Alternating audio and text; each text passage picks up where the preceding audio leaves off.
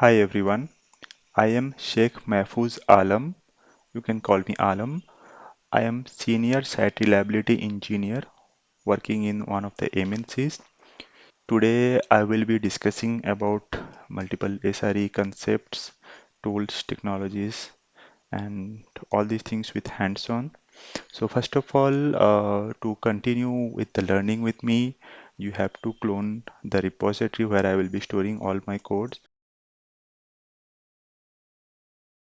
This is my repository. You can see it over here. I will be pasting this in my hands, this description of the YouTube. Okay. So once you clone with this command like git clone and this repo, you will be able to download this repository. And once it is downloaded, you have to go through the README. Okay. So in this README, I have like listed down the topics which are required to become a SRE engineer or a DevOps or platform engineer. These three categories are mostly available in the job market with this job title. So if you want to become a DevOps or a site reliability engineer, you basically have to learn these topics, which includes Linux, networking, automation, orchestration with Kubernetes, and whatnot. So these are the set of topics which I will be discussing in my future videos. Whether you want to become a DevOps or a SRE or a system administrator, you have to learn Linux. Okay. So Linux is compulsory and basically Linux fundamentals, you have to learn it to crack any interview as a DevOps engineer. So I will start with the Linux fundamentals and in this video, if you come under the Linux fundamentals, so this is a mandatory skill to become an SRE. So this section in Linux fundamentals, we will be discussing about multiple Linux commands, how to manage the file and the file systems, how to manage and operate the services. So there are n number of things we will be discussing in the Linux. Many of you who are like watching these videos might be having Windows OS or a Mac or a Linux. So I don't want you guys to try out in any random system and do some like damage to your system. Okay. So for that, the options are we are having is you can reinstall your OS with Linux, but I don't recommend it because people are having important files and all. How do they will take the backup? And there are n number of challenges to reinstall your host OS with Linux. Even I don't recommend that, but that is one option. Second option is that you can host it into the AWS, but many people don't know AWS or they don't have the balance to spin up the instances and run. Though AWS provides some free services, but that has some limitations and restrictions. But I even don't recommend it for freshers because some people also don't have the AWS account and all. Third option which I find is like using the host OS and setting up virtual machine in your host OS and doing all the operations in that virtual machine. So this is what I recommend. Okay. Now in this video, I will be discussing about how to create virtual machine where we will be installing our Linux, basically Ubuntu 24.04, or even you can take other operating systems. So we will be showing how to set up a virtual machine where Linux operating systems will be running inside it, and this will be like a ephemeral OS. It means like whenever it requires, you can spin up a machine inside your host. Whenever it is like not required, you can delete it, you can recreate it, you can modify its configurations based on your requirement. You can try out different OS versions. So everything you can do it in your host, which will be isolated from your like local host, the host which you are running. So you, if you are making any file changes, you don't have to worry about like it will be like how it will be impacted because everything will be a separate from your actual OS. Okay, so enough of the theory. Let's jump into hands-on. So once you clone this repository, you have to follow this README file. Okay. So this README file over here, it states that to manage and to operate a virtual machine which will be having Linux, you have to have these two softwares. Okay. First is the Vagrant, that whether you are Windows or a Linux or Mac OS, you have to just go to this place and you have to download it. Okay.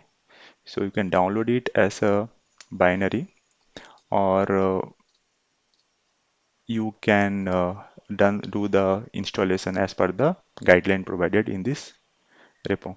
Okay. Also, you have to download the VirtualBox. So if you guys want, I can show you it in a separate video, or you can Google it. It is pretty straightforward. So once these two softwares are installed, you can verify whether this is actually successfully installed or not. So for that, you have to run these commands. Okay. So it shows my Vagrant is 2.4.9. It means my Vagrant is already installed in my system. Okay. I have already installed it, and the VirtualBox. Okay. So if I check this VirtualBox version, it will basically show this VM manager. Okay. One is VirtualBox, another one is VM manager. So you have to make sure that everything is installed. Now, if you pass VirtualBox hyphen hyphen version command, it will pop up with the Oracle VirtualBox window.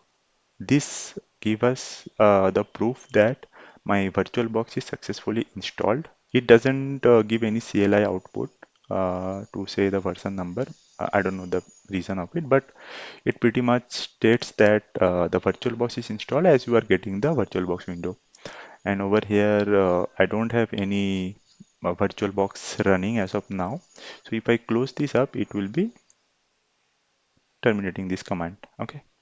And you might be questioned like, how do I install this VBox manager? Because Vagrant and VirtualBox, you can get it from this tooling, but VBox manager by default comes with the VirtualBox. So if you are installing VirtualBox, this VBox manager will be coming along with it.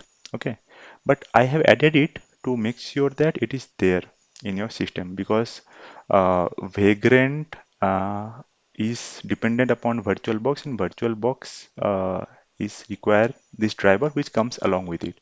So if you get these three commands output, and you are not getting any other results, the one which I shown other than that, it means that you are okay to go to further in the next steps. Okay.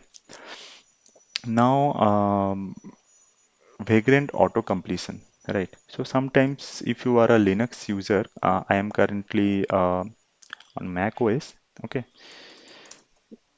So I am on Darwin kernel, that is pretty much Mac OS. So even if you are Windows or Linux, okay, you will be getting a terminal.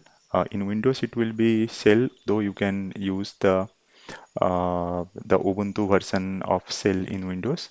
Or if you are in Linux, that is pretty much same, like you will get a Bash terminal.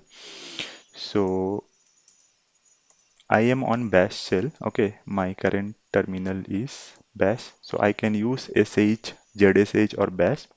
So currently I'm using the Bash terminal over here. Okay.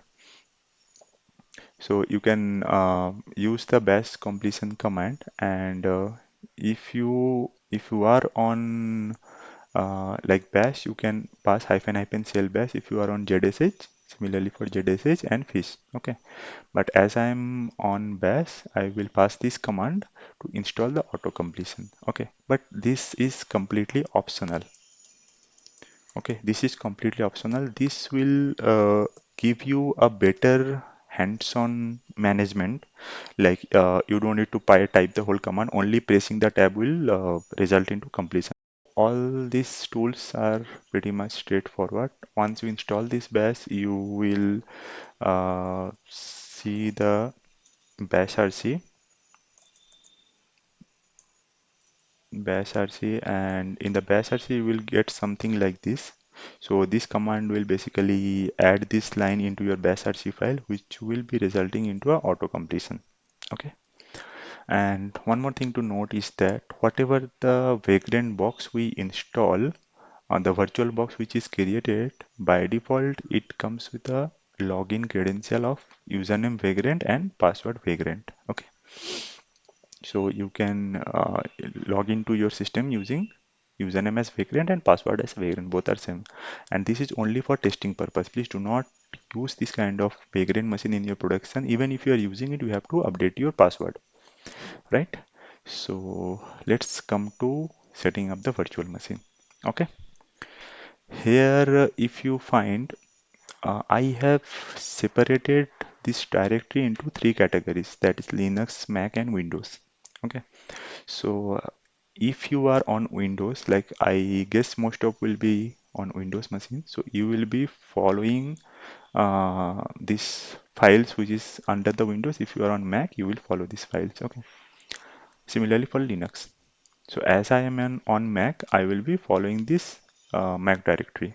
Okay, but here it says that do you want a multiple VM or a single VM? Okay, I want to deploy a single VM on macOS. So I will be going inside the single VM directory. Okay, inside macOS, because I'm on Mac, I will be going single VM because I want to deploy a single virtual machine. And if I want to deploy multiple virtual machine, I will go into the multi VM one. Okay, so let's come under the single VM. I want to deploy a single virtual machine. Here I can create multiple folders, okay, with the Vagrant file in it. So if you want any server like server 1, server 2, you can just copy this and paste it over here, okay, and rename it to make a different server. But over here, I want to make my server name as my server. You can pretty much go with the default things. So here I have created my Vagrant file. Okay, so I want to deploy a single virtual machine. Name will be my server, and here is my description of my virtual machine. So virtual machine, we will be having Ubuntu 24.04. This will be my OS running inside that virtual box, and the version will be this one. This is pretty much coming from Vagrant VirtualBox repo where developers from worldwide they push the changes of this Vagrant box. Basically, this is a kind of ISO image. You can compare it like that, but it is the format will be doc box instead of iOS because that is what Vagrant takes as a like default input for a OS parameter. You don't need to that much worry about that, but if you still want to use other like Vagrant, you can follow up these instructions over here. So I will be going through the README of my server to how to operate this Vagrant file and to how to manage the virtual box. All right. So this guide will help you to create a virtual box, and inside the virtual box we will be installing our Linux. Okay. So the prerequisite states that I need a Mac OS with 16 GB RAM minimum. As because if you see Mac, it by default takes around 10 GB of RAM to run the standard operating system with like IDE and couple of tabs open in browser. So 16 GB is at least required if you're on Windows, Mac or whatever system you are. That is for a standard. And if you are having less than that, you can still manage to run, but you have to spin up the box with very little, like 1 or 2 GB of memory to just keep the things hands on. But if you are on 16 GB RAM, you can pretty much spin up couple of VMs with 2 GB RAM at least. Okay. So as per the prerequisites, I hope 16 GB RAM will be met as of now, and VirtualBox softwares are installed like as I shown before. It must be installed and Vagrant must be installed, like which we have done the prerequisites validations in our previous README.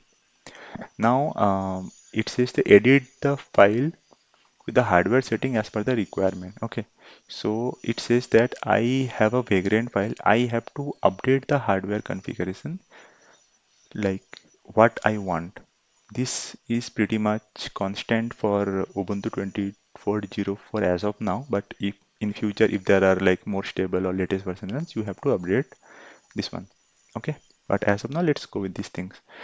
And next will be VM name. Okay, the VM which will be creating, what will be the host name that we will be defining on this VM name parameter over here. CPU count means how many CPUs do you want? Like in our system, we usually have like at least 8 core or 10 core of CPU by default. The modern architecture comes with. So from those CPU counts, we can assign how many cores we want our machine to have. At least one should be there, but recommended is two or more. Okay, don't give like 8 or 16, it will be creating a bottleneck. So the standard value will be either 2 or 4. Memory size will be how much RAM we want to allocate for this virtual box. So as pretty much you can go with 4 GB or 2 GB.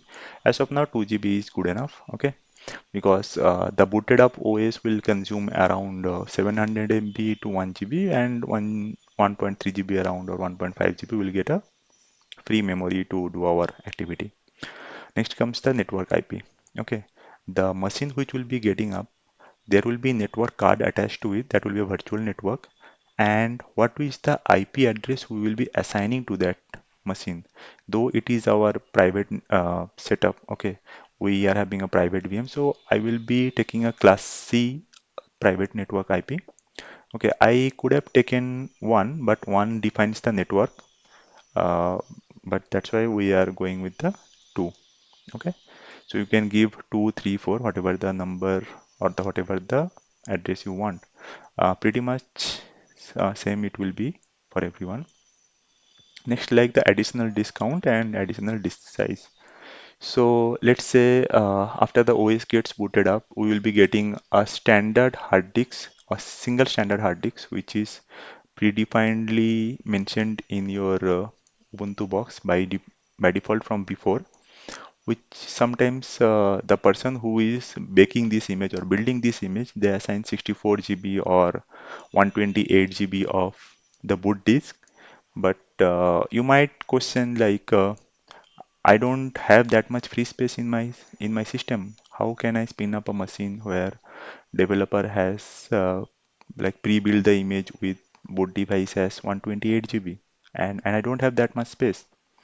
So what I can say you that the disk which is pretty much coded inside this OS is 128 GB. Though if you don't have that amount of storage in your system, don't be afraid, because this storage which is defined inside this OS is a virtual storage. Virtual storage means in your Linux, after we spin it up, it will show more storage, but in actual disk usage of your system will be dynamic. Dynamic in the sense like, though an OS require around like let's say 4 or 5 GB of storage. Okay, so it in your virtual machine, it will be showing like 5 GB used out of 128 GB. So at the back end, like in your host, it will be actual size will be the one which one is used inside your VS, not the one which is allocated. So allocation is 128 GB, but in actual usage could be like 5 GB or 8 GB or maximum 10 GB. So your host will be require that much of storage, which I hope like host will at least have that. Okay, but don't think that 128 GB will be required in my host and it will occupy the 128 GB. No, it is not like that. All right, so let's move to the disk section. So here we are mentioning like number of additional disks too. Like over here, you want like 3 disk or 5 disk, 5 additional disks. If you want to attach, you can attach, or otherwise you can keep it 0 or 1 if you don't want. But let's keep it as 2. Okay. So now rest of the configurations file, if you want, you can go through, but if you don't want, I could say to skip it for now, which we can later discuss about this Vagrant file. But here I have discussed all these things because I want you to fine tune this. If you are having a less configuration, or if you are having a 32 GB RAM, okay, or 64 GB RAM, some people might have, then you can increase these resources. All right. So yeah, enough of the theory. So let's go to let's go to deploy this. Okay, so once I made changes in my hardware configurations, I have to open a terminal onto the directory where my Vagrant file is present. So my Vagrant file is over here. I will open a terminal over here. Okay, so once I open a terminal, I will see my Vagrant file is present over here. Then I can run a command Vagrant up to start up this VM. Okay, so I can even write Vagrant status. This Vagrant status will show that what is my virtual machine name. My virtual machine name is my server VM, which I have mentioned over here. Okay, my server. But over here, if you see -VM is appended, I have intentionally appended it because if you read a description over here, I'm appending -VM parameter over here. Okay, so VB name, this is a virtual box name. I'm assigning my host name along with a postfix of VM. All right. So it shows that I'm having a server, my server VM, and it is not created. It is found by Vagrant status command. So I will be typing Vagrant up. So before that, I will show you. Okay, just uh,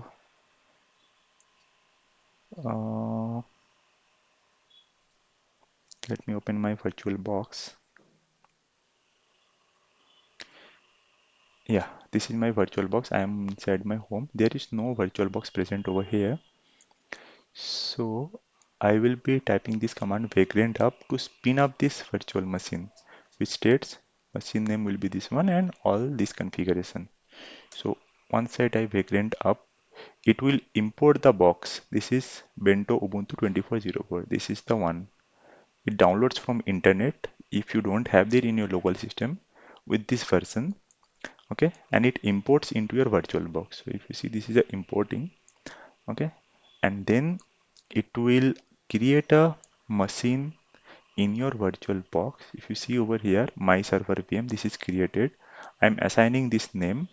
This is my memory, that is RAM 2 GB I'm giving, processor 2 cores I have given. Okay, and the primary disk, if you see over here, it is a 64 GB. As I said, it won't actually consume 64 GB of your memory, but rather it will be a dynamical storage allocation, which roughly around some 5 to 10 GB hardly. And these are the two additional disks I'm attaching, each of 5 GB, as I mentioned in my configurations. Okay, so if you see, pretty much it took how much? 31 seconds to boot up this virtual machine. All right, this is pretty much straightforward. Now you have a virtual machine. Okay, so how do I access the virtual machine? Okay, right. So to connect with the virtual machine, I will follow this readme file. Okay, this one, connect with the uh, virtual machine. So to connect with the virtual machine, there are multiple ways. Okay, there are basically three ways. I will show you each of these. One is to use the vagrant command to connect. So if I show here vagrant status, my machine is up and running. So I have to do vagrant SSH and the name of the virtual machine. So I will just copy paste it over here. So this is the command to SSH or to connect with the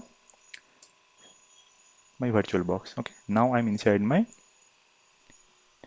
vagrant box. Okay, if I do uptime, so it is up since 1 minute. Okay, and if I do free -h, so it shows that available is 1.6 GB out of the 2 GB memory which we have mentioned over here. And host name CTL, if you see, my name of the server is my server, as I mentioned. CPU will be 2, as I have shown over here. The CPU processor will be 2, and memory is 2.4 2 GB, that is 2048 MB. You could have seen over here that is distributed between the available and the reserved size. This swap one is used from the hard disk. This does not come from the memory, but this is rather a memory. And additional two disk I have attached it. So if you see, these are the two disks I have additionally attached it. Okay, now I am having a Linux environment, right? So if you see over here, I'm using Linux 6.8.0 kernel, and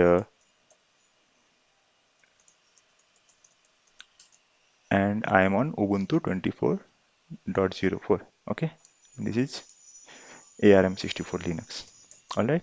So now you can do all your Linux operations over here. Let me exit from here. Okay. Now I am on my local system.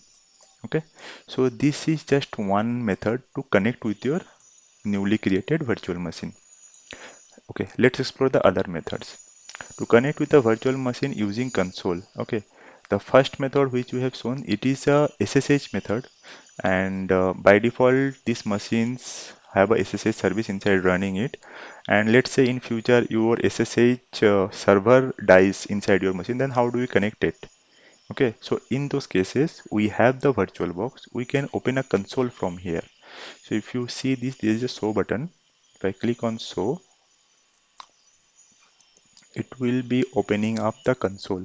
Console is basically like the terminal which you are having in your system. Okay, so I don't know, due to some bug it is not opening. Okay,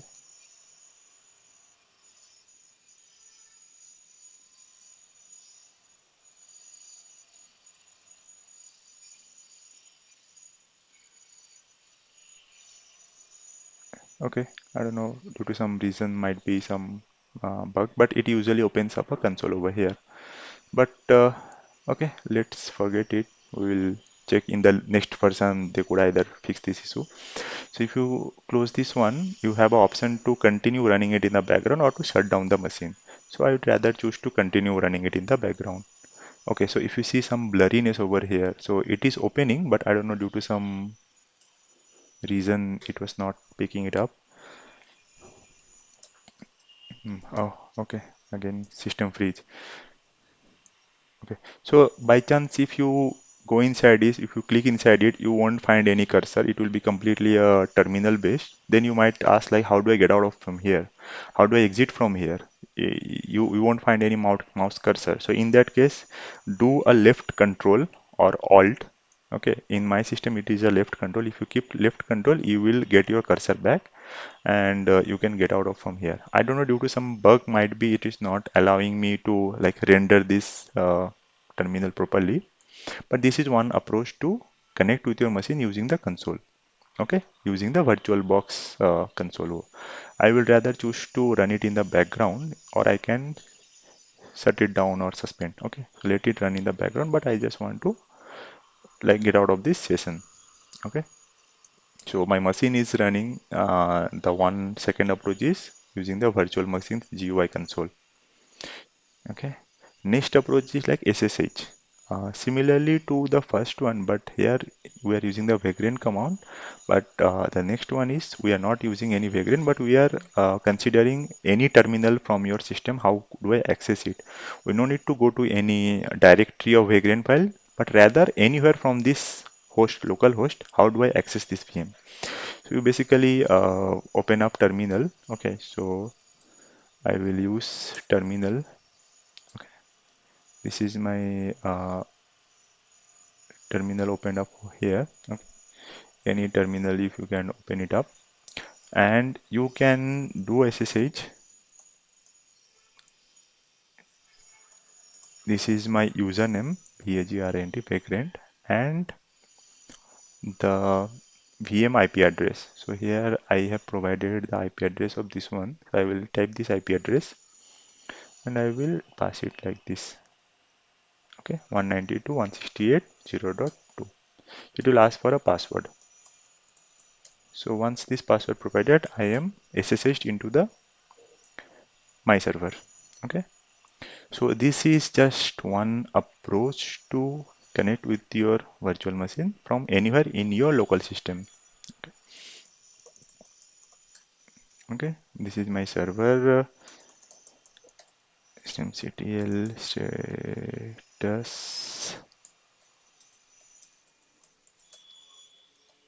So my SSH is running. Okay. And it is taking connections from my local system. Okay. So let's say this is my machine is ready over here. I can do whatever do I want. I can create user like user add like ABC. Okay, it is showing permission denied. So we can go to the root mode using sudo su. Okay, so it will be coming into the root mode. So by default, the Vagrant user is added under the root users. Okay, in the sudoers file. That's why you can able to go to the root. So if you want, you can like type any command like user add or whatever operations you want to do. You can do it.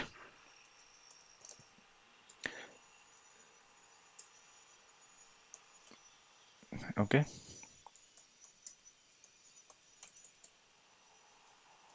So this is my user added. So the point here is that we don't want to mess up with our local system, and we don't want to spend money in provisioning AWS virtual machine and all. So rather we will be using our local system, okay, to spin up and do all our learnings over here. And see, if you see, there are two disks are created over here. So once we are done with all the activities, hands-on learnings and all, then we can easily destroy it and recreate it. So I'm on my single server as of now in my local host. Vagrant status. Okay, this command is showing my machine is running. So once I'm done with the Vagrant, I can shut it down. Okay, so Vagrant halt is the command to shut down.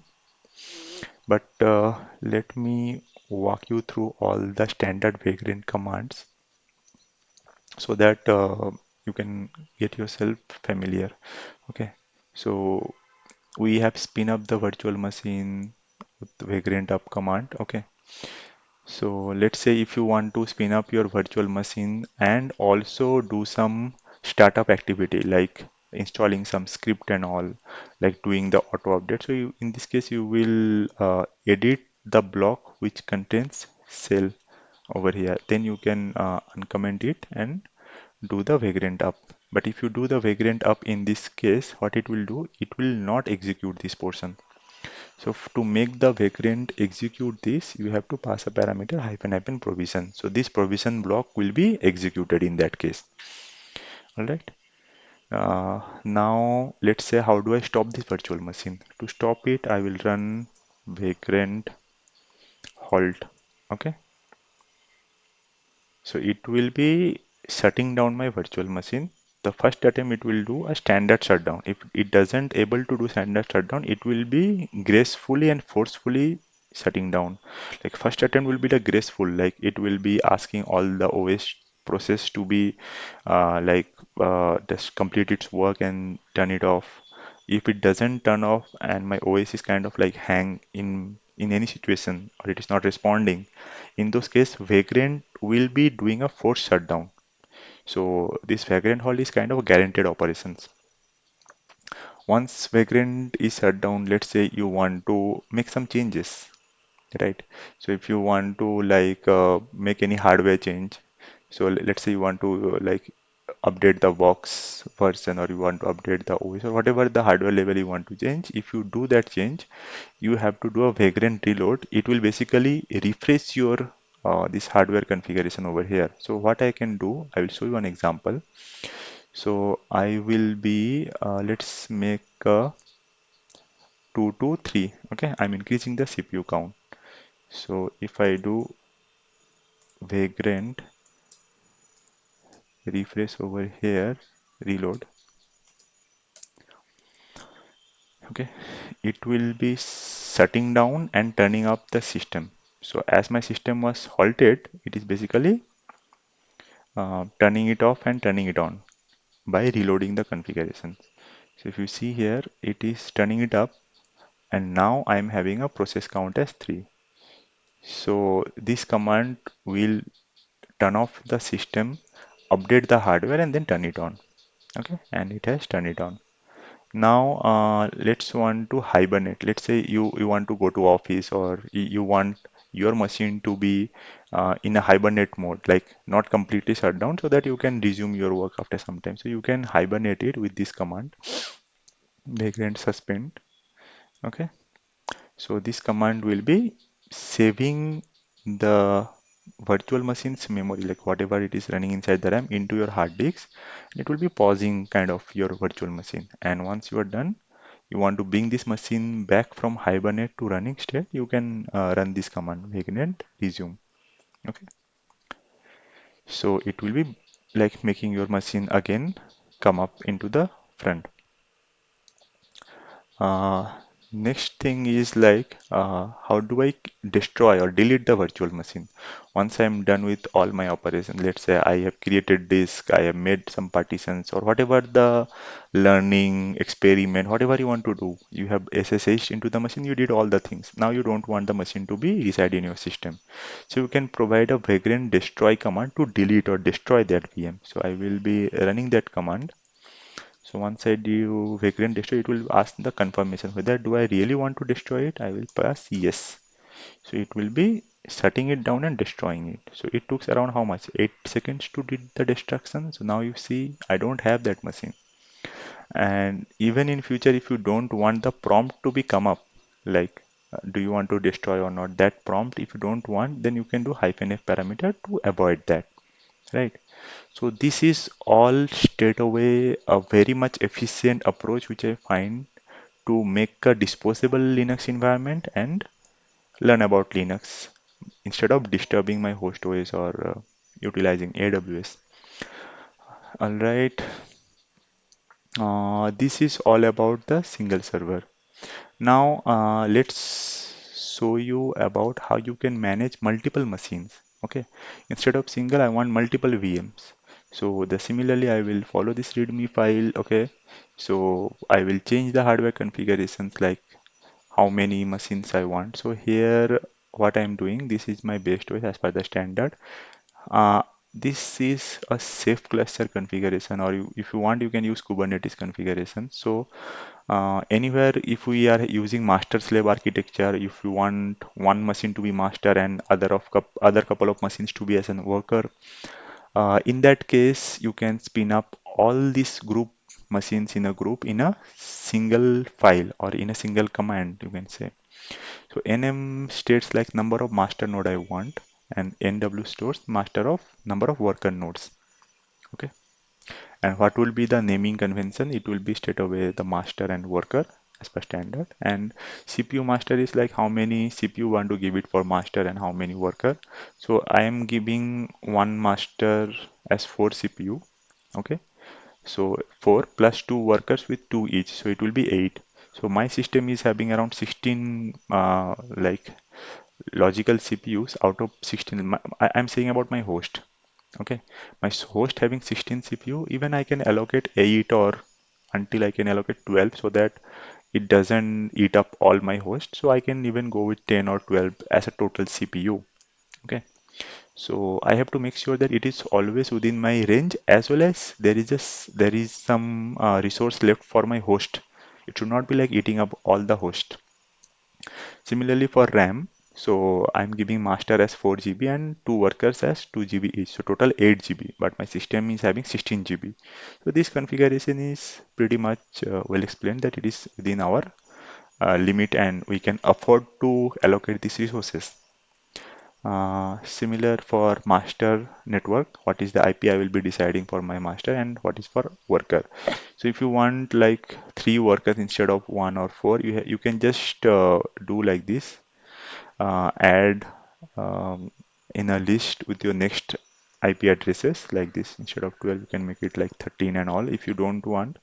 Even if you keep it like this, it won't like make anything damage to you. But if you want, you can increase or decrease it based on the requirement. So I will go with one master, two worker. This is my master IP single and this is my worker. So also I am giving my workers with additional 2 disk, and each disk additional disk size will be 5 GB. If you want, you can give, otherwise you don't want, you don't give. And the rest configurations, I am picking up these parameters and injecting my variables like this. Okay, so you have to go to this terminal where my Vagrant file is present, and let's check the Vagrant status.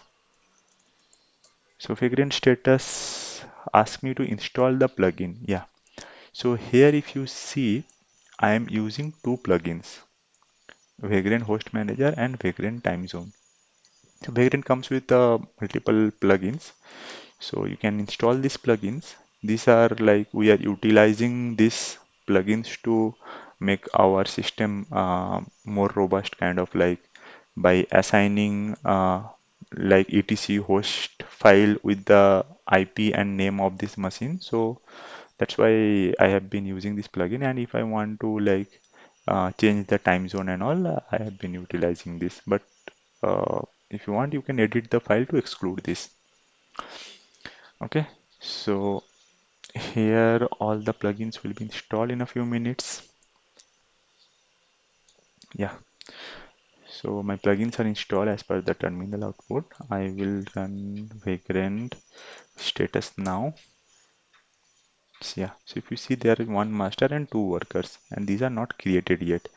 So if you come over here, there is no virtual machines created. And if I do Vagrant up, so if I don't provide any of a parameter, it will be bringing up all my three VMs. But if I want to make only one or any specific, we can pass those specific VMs. Okay. So I want to make the Vagrant master up only. So I will use Vagrant up master. So it will only bring up a master node. Okay. So let's see how long does it take to bring up this node. I am not running any provisioning script, only just I'm printing the disk size and all. If I do any apt update or any heavy configuration like on the startup, then it might take some time. But I hope it won't be that much. Yeah, so it took around 28 seconds to boot up my master. So if you see over here, my master is running, and if I go to VirtualBox, my master node is up and running with 4 GB RAM and 4 core CPU. I have already shown how to access those, so let's bring all this machine together. Okay, so I will do Vagrant up command again. Now I want to bring all the machines in my list in one go. So Vagrant up, if you see, it is bringing up master, worker 1 and worker 2. Okay, as master is up, it is straight away jumping to worker 1 and worker 2. So this is running parallelly, like one machine at a time. So if I come to VirtualBox, you will see worker is up and it is booting up my worker. If I show you, I think there is some issue in the terminal, but let it be. Okay, my worker 1 is up. My worker 2 just started it. Okay, so if you see a VirtualBox, the small window, it is showing that it is booting it up, my worker 2. And once it boot up, machine will be ready. So the point to show you over here is that we can able to utilize our local system to provision any system to learn the Linux or to learn any thing related to Linux without like interacting with any important environment like production or any server or spin up any virtual machine in AWS. We don't want to do that. We don't want to spend the bill. Okay. So Vagrant status shows that my three machines are up and running. It took around like 30 seconds for each VM, and three VMs it took around 1.5 minutes to hardly get your VMs running. But just remember, in your cases, you will be taking some additional time to get the machine booted on the first, because it will download this image. So Vagrant box list, if you see over here, I am having this Ubuntu 2204, my box already present. So in your first attempt, it will take some time to download this box, and once it is downloaded, next time it will be very quick, right? So let me SSH Vagrant SSH worker 1. Okay, I can do whatever I want in my worker. Hostname CTL v-h. Okay. Similarly, let me try to connect with master. Okay, I'm on master. Okay, everything seems fine. Now if I want to destroy, okay, let's say I have done all my operations. I want my system to be free up all these resources. So I can do vagrant destroy. If I do the destroy and enter over here, it will prompt for whether I really want to destroy. And if I want only to destroy a specific VM, I will just provide the name of that VM. It will destroy it. Okay. So it will ask for a prompt. We can do yes or no. Okay. So as I was declined, it won't do anything. But if I want that prompt to not like come up with me, I can do -F. It will be forcefully shutting down and destroying it. Okay. Now I'm having only worker N and worker 2. Let me do it for all. So if I don't pass any parameter, it will by default take all. And it will be asking whether I want to destroy worker 2. So it will be destroying it. And for similarly worker 1. Okay. So by this way, our system is freed up from this VM.